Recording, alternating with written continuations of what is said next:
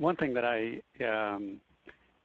certainly there's been a lot of discussion about, proceeding cautiously on grandfather issues. That certainly makes a lot of sense. I understand, that the big accounting firms are wrestling with the issue right now in terms of how the tax-deferred assets will be recognized on the company's financials.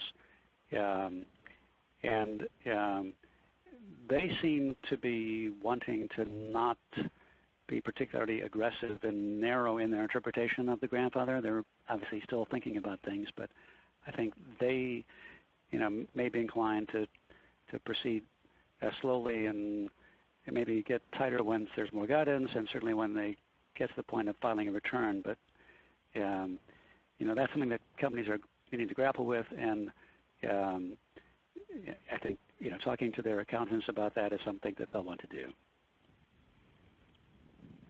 This is Mark. First of all, I agree with Mark. The biggest issue right now that all my clients, public clients, are asking about is, what changes can I make? And I think the best advice is, slow your roll. You got to take it easy.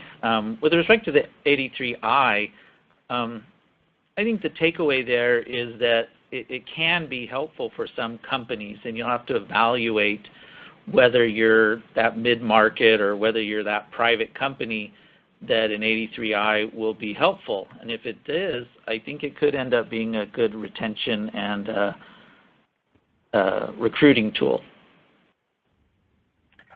Yeah, I think on the compensation design going forward, it's certainly not as simple as, yay, no more 162M, performance-based compensation, off we go to the races. And there's going to be a lot of factors that have to go in that really make a company rethink how they incentivize and structure their compensation arrangements.